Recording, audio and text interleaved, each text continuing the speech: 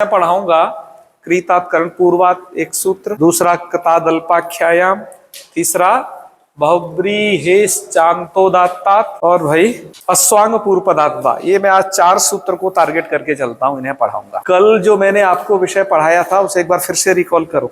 हमने आपको इंद्र वर्ण भव सर्व रुद्र मृड इस सूत्र को पढ़ाया था। इस सूत्र में मैंने कुछ मुख्य बातें बताई थी, आप मुझे बताना चाहोगे वो क्या क्या थी? कुछ एक एक बात बताओ जिन आपको जो स्मरण आ रही हो। इस सूत्र के विषय में एक बात थोड़ा ये शेष रही, मैंने इसे बाद में टिप्पणी में डाल दिया है। ये आचार्य शब्द के विषय में है। ये आचार्याद अणत्वम च, ये वार्तिक के रूप में उद्धृत किया है। बाल मनोरमाकार का ये कहना है ये वार्तिक है, लेकिन मैंने आज इसे देखा तो काशिकाकार ने इसे गणसूत्र स्वीकार किया है। एक सूत्र है पाणिनि जी का, क्षुभनादिषु च। इस सूत्र से णत्व का निषेध होता है। क्षुभनादि गण में पठित शब्दों को णत्व नहीं होता है। वहां पर ये आचार्याद अणत्वम च एक ये गणसूत्र के रूप में रखा है। तो ये थोड़ा मुझे लगता है आचार्यों में मतभेद है, इसको गणसूत्र मानते हैं, लेकिन यहाँ पर बाल मनोरमाकार ने इसे वार्तिक लिख दिया है, न जाने क्यों। लेकिन काशिकाकार का मत इससे बिल्कुल विपरीत है। ठीक है, मैंने इसके नए वाले संस्करण में इस बात को डाल दिया है, जो मैंने अगला वाला एक और निकाला है उसमें।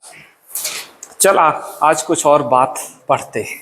बच्चों, आपने एक कृदंत में प्रत्यय पढ़ा होगा, कृत प्रत्यय में एक पढ़ा होगा, कौन सा? कृता प्रत्यय। कृता प्रत्यय कुछ रूप एक आध बता सकता है? कृता प्रत्यय का कोई एक शब्द रूप क्या है? कुछ है?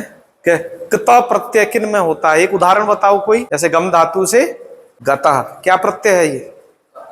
किता है ना। लिख धातु से लिखिता, पठिता, ये सब क्या है? तो आज हम चर्चा करने जा रहे हैं जो कृत प्रत्ययों में कृत संज्ञक जो प्रत्यय हैं उनमें किता प्रत्यय के विषय में। जो किता और कितवतु जो 2 प्रत्यय हैं वो निष्ठा संज्ञक होते हैं, लेकिन हम केवल बात करेंगे इनमें से किता प्रत्यय के विषय में। कुछ स्त्री प्रत्ययों का विधान है उसके विषय में। चलिए बच्चा, यहाँ पर सूत्र दिया है क्रीतात कर्ण पूर्वात। क्रीतात पंचम्यंत है, कर्ण पूर्वात भी पंचम्यंत पद है। तो इसका अर्थ ऐसे करिए आप, क्रीतांतात अदंतात, अतः की अनुवृत्ति आ रही है। क्रीत अंत वाला शब्द हो और वो अदंत हो, करण आदे, करण आदि में हो। करण क्या है बच्चा? थोड़ा करण को समझिए। करण है एक संज्ञा। आप एक सूत्र पढ़े हो, कारक में साधक तमम, क्रिया की सिद्धि में जो कारक प्रकृष्टोपकारक होता है वो कर्ण संज्ञक होता है। तो ध्यान दीजिए, करण तो आदि में होगा और क्रीत शब्द अंत में होगा। क्रीत कैसे बना है थोड़ा ध्यान दीजिए। एक धातु है डुक्रीय द्रव्य विनिमय, एक डुक्रीय करण अलग है, डुक्रीय द्रव्य विनिमय। इस धातु से किता प्रत्यय कर दो तो क्रीतः बन जाता है। ठीक है, तो सूत्र क्या कहना चाहता है इस बात को स्पष्ट एकदम समझ लो। क्रीत अंत में हो, ठीक है, जैसे यहां देखो क्रीत शब्द अंत में हो, यहां पर है, और करण आदि, करण आदि में हो, है ना। अदंत शब्द हो और वो करण आदि में हो, तो वस्त्र शब्द अदंत है, करण, और ये वस्त्र शब्द करण भी है। अब तुम कहोगे करण कैसे है? अभी समझ लो। क्रीतः का अर्थ है खरीदा गया। क्रीतः का अर्थ अभी समझिए। स्त्री प्रत्यय करके क्या बनाएंगे वो भी बताते। क्रीतः माने वस्त्रेण क्रीतः, किसके द्वारा खरीदा गया? तो इस खरीदने की क्रिया में साधकतम क्या है? मैंने आपको पहले ही बता रखा है। पहले वस्तुओं का विनिमय होता था, तो वस्त्र दिए और वस्त्र दे करके ही खरीद लिया किसी को, वस्तु विनिमय में। ठीक है, द्रव्य विनिमय नहीं। तब मतलब ये रुपया नोट सिक्का हिक्का नहीं थे। तो वस्त्र से खरीदे, तो वस्त्र करण है, अदंत है, अदंत भी है। और ये शब्द क्रीतांत है कि नहीं ये बताओ। वस्त्र क्रीत शब्द क्रीतांत भी है, क्या हो जाएगा? नीस। नीस को समझ लेना, है ना। हाँ, नीस कर दिया, क्या बन गया? वस्त्र क्रीति। रूप समझ पाए बच्चा? कहा कि कहीं कहीं पर तो भैया नहीं होता है ये, मतलब ये वैसे प्रायः रूप यही बनेगा, जैसे वस्त्रेण क्रीता स्त्री, वस्त्र से खरीदी गई स्त्री, उसे बोलेंगे वस्त्र क्रीति। ठीक है, तो कह रहे हैं ऐसे तो अब तो बहुत सारे बन जाएंगे। धनेन क्रीता स्त्री, तो धनक्रीति बनना चाहिए, पर कह रहे हैं कि ये नियम कहीं कहीं नहीं लगता है। कह रहे हैं क्वचित न, कहीं कहीं पर ये नियम नहीं भी लग पाता है। अगर लग क्यों नहीं पाता है तो बाल मनोरमाकार ने उसका उत्तर दिया है कि भैया एक सूत्र है कर्तृकरणे कृता बहुलम।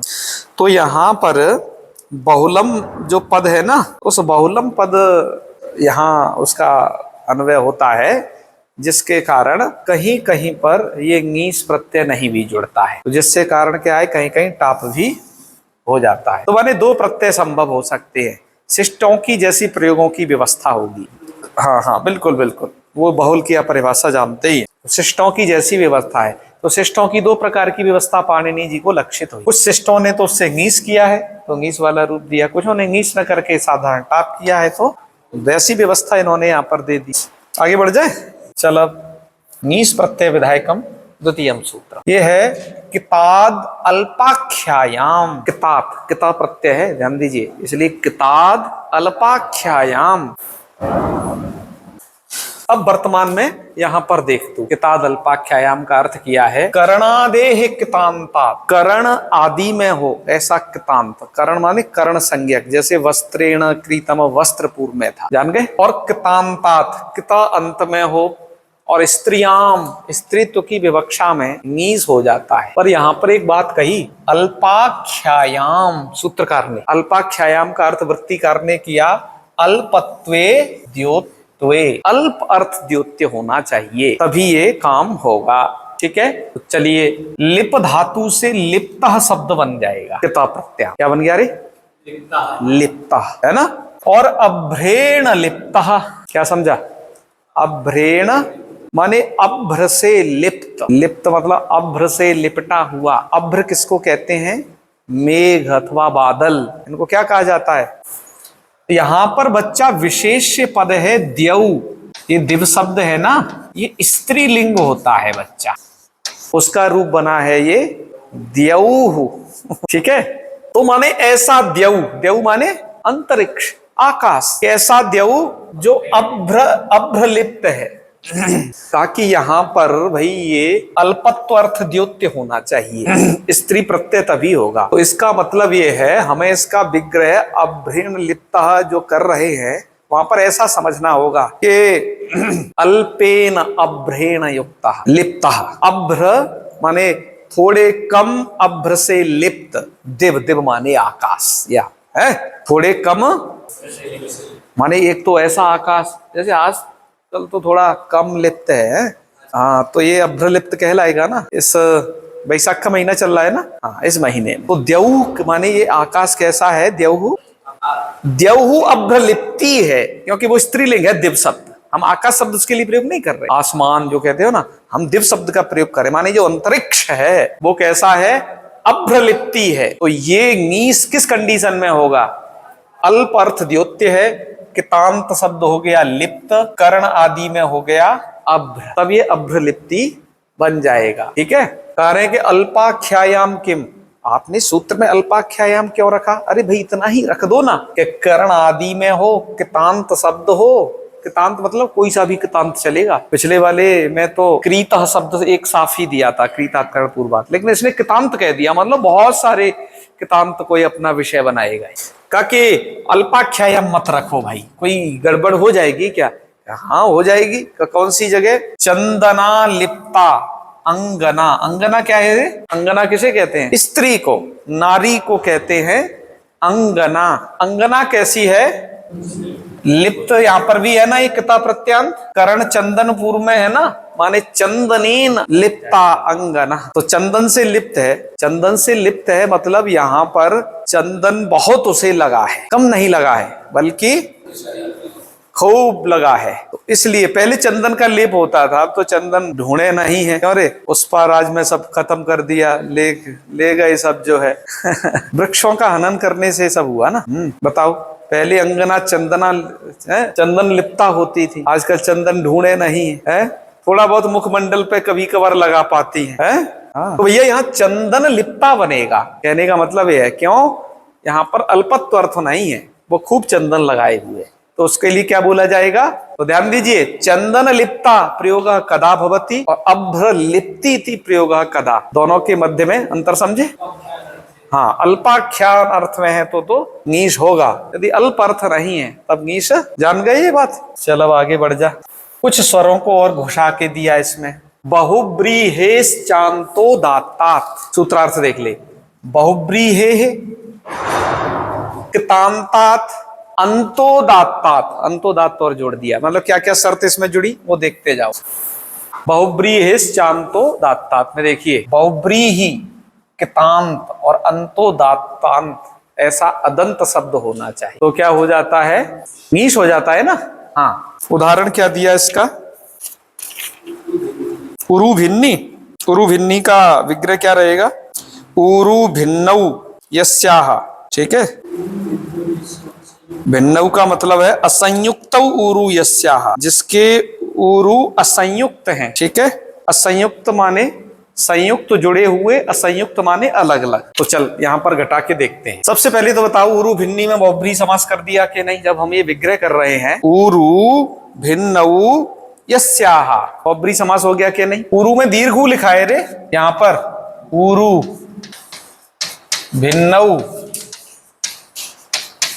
यस्याह, ठीक है, ये द्विवचन का रूप है उरु भिन्नौ। तो बता ये शब्द बहुब्रीहि अंत वाला है कि, मतलब इसमें बहुब्रीहि समास है कि नहीं, और ये जो भिन्न है ये कृतांत है या नहीं, ये तुम अभी श्रद्धा भक्ति से मान लो। भिद धातु से भिन्न, छिद धातु से छिन्न, ये सब कृता प्रत्यांत है, ये भी सब ठीक है। यहाँ पर ता को न हो जाता है, इसलिए वो ता नहीं दिख रहा, बल्कि दो ना इकट्ठे दिखाई दे रहे, ठीक है। तो चल अभी क्योंकि तुमने कृदंत का पढ़ा नहीं है कुछ, इसलिए समझ। अंतोदात्त है या नहीं, मान लो भाई तुम्हारे यहाँ उदाहरण दिया है तो अंतोदात्त ही होगा, नहीं तो इसे क्यों लिखते हैं। अच्छा कैसे है ये, थोड़ा टीकाकार आपको बताएंगे इस बात को, कर क्या नियम दिए रे अंतोदात्त वाला।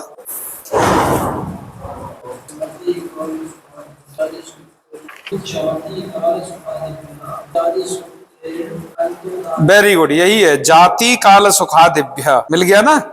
ये तो कोई वार्तिक है, ये तो है, अच्छा ये तो वार्तिक कह रहे हैं, जाति काल सुखादिभ्य परा निष्ठा वाच्यति वार्तिकात्, और जाति काल सुखादिभ्य इत्यादि सूत्रेण अंतोदात्तम इदम।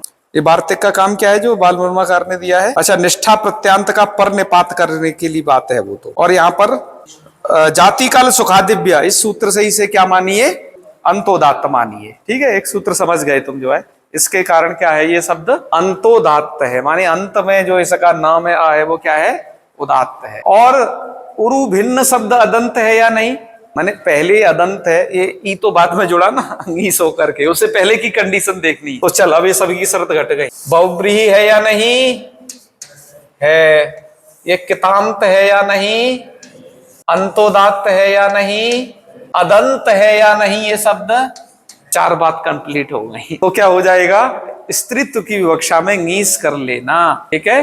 अच्छा एक बात और यहाँ पर वार्तिक और दिया कि जाति पूर्वाद इति वक्तव्यम। वार्तिककार कह रहे हैं ये जो ङीस है ना, ये जातिवाचक शब्द पूर्व में हो तभी होगा। तो उरु जो शब्द है वो जातिवाचक शब्द है, क्या समझे, फिर से समझो। वार्तिककार का कहना है जाति पूर्वाद इति वक्तव्यम, अर्थात बहुब्रीहिश्चेदंतोदात्तात् इति सूत्रस्य प्रवृत्तिः जाति पूर्वाद भवति इति वक्तव्यम, ऐसा कहना। तो भैया ये जो उरु शब्द है ना, ये जाति पूर्व है या नहीं है, तो ये 5 शर्त पूरी कर रहा है, याद रखोगे ना। हाँ तो भैया ये जातिवाचक शब्द है उरु, ये टीकाकार को देख सकते हो आप इस विषय में। अभी जाति शब्द को लेकर के वैसे हम तुम्हें आगे बताने वाले हैं पूरा, जाते रस्त्री विषयादे उपधा, इससे जस्ट अगला प्रकरण है वो, नहीं बीच में एक स्वांग का प्रकरण है, उससे अगला प्रकरण है। तो मैं जाति को आपको बहुत अच्छे से बताऊंगा, इसलिए अभी आप मत पूछिए। और बाल मनोरमाकार भी यही लिखे हैं कि जाति लक्षणम तु जाते रस्त्री विषयात इत्यत्र वक्ष्यते, इसे मैं आगे कहूंगा वक्ष्यते लिट लगा, तो भाई मैं भी वही कहूंगा। अभी तो तुम मान लो कि ये उरु शब्द जो है जातिवाचक है, ठीक है। तो उरु भिन्नी में क्या हो गया, नीस हो गया। बच्चा इस वार्तिक के मानने से क्या होता है, नेह ये बहु शब्द जातिवाचक नहीं है, ठीक है, इसलिए बहुकृता में नीस नहीं होता बल्कि टाप हो जाता है। सही कहा ना।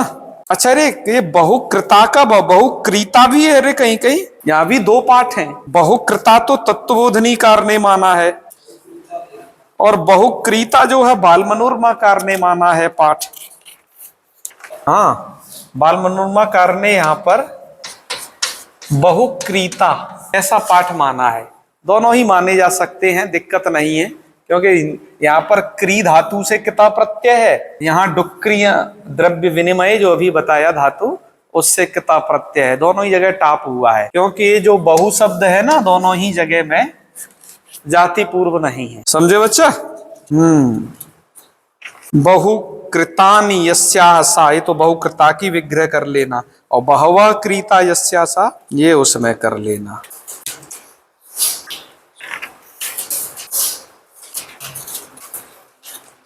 और ये शब्द अंतोदात्त तो है, बहुक्रीता शब्द। टीकाकारों ने कहा है कि अंतोदात्त तो है ये, टीकाकार है तत्वबोधनी का, पर जो है यहाँ पर जाति पूर्व नहीं है, इसलिए नीस नहीं होगा, इसके लिए है। चल एक वार्तिक और अगला देख ले, जातंता न, इसे थोड़ा मिटा दें अब।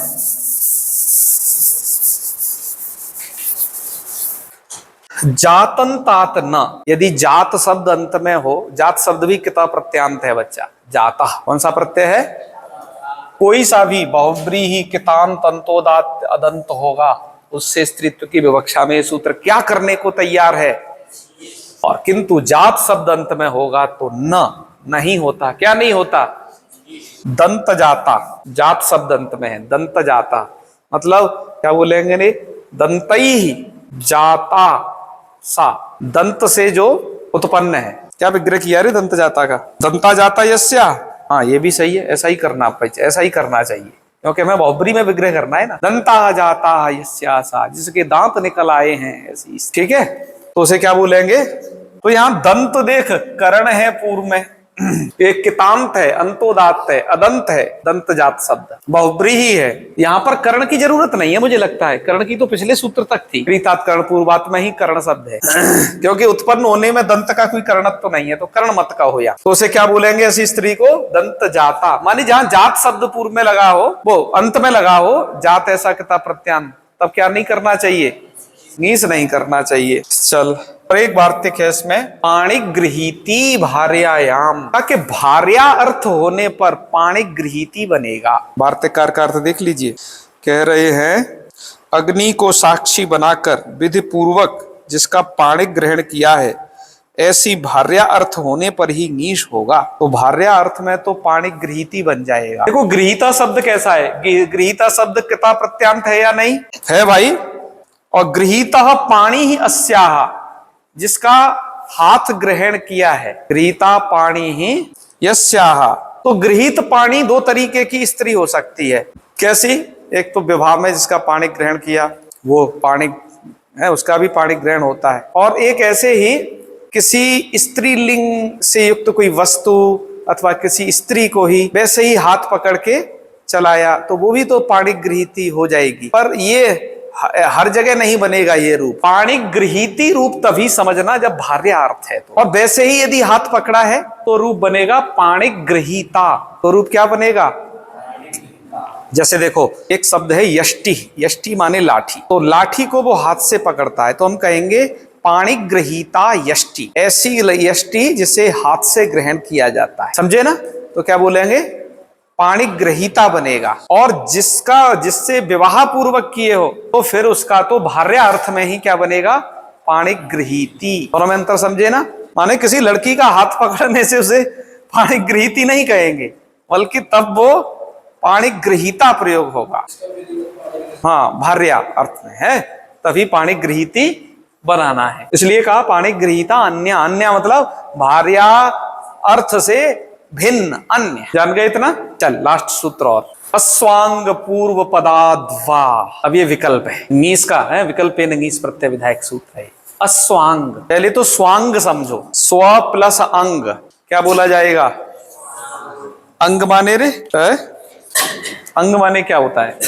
अरे अपने हाथ पैर मुंह नाक कान कहाँ है? ये सब अंग हैं, ठीक है। और स्व अंग, स्वांग, स्व माने अपने अंग, स्व शब्द जो है आत्मा आत्मीय अर्थ है, तुम पढ़ाई हो, है अपने अर्थ में है। तो स्वांग शब्द का अर्थ क्या हुआ? अपने अंग। और अस्वांग मतलब अपने अंग, माने जो अपना अंगवाची शब्द नहीं है, माने अस्वांगवाची शब्द हो गया वो। समझ पाए बच्चा? वैसे स्वांग किसे कहते हैं? उसकी विधिवत व्याख्या यहाँ आएगी इस सूत्र पे, जिस पर हम करेंगे। लेकिन अभी थोड़ा सा अस्वांग वाला समझा दिया है। तो चल, अस्वांग शब्द पूर्व में हो, और ये क्योंकि किता प्रत्यय वालों का प्रकरण चल रहा है, किता किता अंत वालों का, तो उससे ङीस प्रत्यय प्राप्त रहता है। ठीक है, पिछला ये सूत्र है ना, जो बहुब्रीहि समास होने पर गया जाति नहीं बहुब्रीहि चेत अंतोदात्ता, ये सूत्र पूरा का पूरा इसमें अनुवृत्त होकर के आ रहा है। माने कि ये वो शब्द बहुब्री हो, कितांत हो, अंतोदात्त हो, है अदंत हो, उससे स्त्रीत्व की विवक्षा में ङीस प्रत्यय की जो नित्य प्राप्ति है, पर अस्वांगवाची शब्द होगा, वो अस्वांग पूर्व पद में होगा, तब जो है ये काम विकल्प से होगा। जैसे उदाहरण देखिए, सुरापीति और सुरापीता। ठीक है, तो सुरापीता यया, जिसने सुरापी, ऐसी स्त्री को बोला जाएगा सुरापीति। अब ये जो सुरा शब्द है ये अस्वांगवाचक है। ठीक है, और पीता शब्द किता प्रत्यांत है, और सुरापीता में बहुब्रीहि समास भी हुआ है, ये शब्द अंतोदात्त भी है। तो इसलिए यहां पर आप कर लेना, अंतोदात्त इसके लिए होना जरूरी है, समझे ना। तो दो रूप बना लेना, एक तो ङीस करके सुरापीति, अन्यथा टाप कर लेना, तो क्या बन जाएगा सुरापीता। दूसरा, इसमें थोड़ा प्रत्युदाहरण भी दे रहे हैं कि अंतोदात्तात इति के आगे सूत्र में ये क्यों कह रहे हो अंतोदात्ता, इस सूत्र में तो कुछ कहा ही नहीं गया अंतोदात्ता। मैंने इसलिए कहा पिछले सूत्र से पूरी अनुवृत्ति आ रही है, क्योंकि वहां तो अंतोदात्त कहा गया था ना, है ये रहा अंतोदात्ता, उसकी अनुवृत्ति इसमें भी आ रही है। इसलिए पूरा सूत्र का अर्थ आपको पिछले से मिला के करना पड़ेगा। अंतोदात्त बहुब्रीहि शब्द हो, अदंत हो, किता अंत वाला है, किता अंत वाला हो, अस्वांग पूर्व पद में हो, तो उससे विकल्प से ङीस होता है। ये पूरा सूत्र का अर्थ ऐसे करना है। तो चल, अंतोदात्तातिथि किम, ये शब्द अंतोदात्त नहीं है, बाकी ये किता प्रत्यांत सब कुछ है। अंतोदात्त क्यों नहीं है इसमें मत जाओ, बस तुम अभी इतना जानो ये शब्द अंतोदात्त नहीं है। तो इसलिए यहाँ विकल्प से ङीस न हुआ, बल्कि टाप हो जाएगा वस्त्र छन्ना और अनाच्छादनात्। हाँ, ये बता ही दिया कि भैया ये ऐसे बताओ, ये क्यों नहीं है, करें अनाच्छादनात्। इस नियम के कारण यहाँ उदात्त का निषेध हो गया, उदात्त का निषेध हो गया, इस कारण से अंतोदात्त नहीं है। ठीक है, ये कोई सूत्र है स्वरवैदिकी का। कैसे है रे पूरा सूत्र, ये है पूरा सूत्र। जाति काल सुखादिभ्यो अनाच्छादनात् कितो अकृत मित प्रतिपन्ना। हाँ, तो यहाँ पर अनाच्छादनात् कहा था, तो यहाँ पर तो आच्छादन हो रहा है, वस्त्र से वो ढकी जा रही है, तो इसलिए यहाँ पर ये सूत्र के कारण उदात्त का निषेध हो गया। वस्त्र छन्न शब्द अंतोदात्त नहीं है, इसलिए विकल्प से ङीस न हुआ, बल्कि नित्य टाप होकर के क्या बनेगा, अतएव पूर्वेणापि ङीस। अतएव का मतलब है इसलिए, क्योंकि ये सूत्र वो ये जो है उदात्त नहीं है, अंतोदात्त नहीं है, इसलिए पूर्व सूत्र से भी ङीस नहीं होगा। पूर्व सूत्र मतलब अरे ये वाला बहुब्रीहि अंतोदात्तात्, इससे भी ङीस यहाँ पर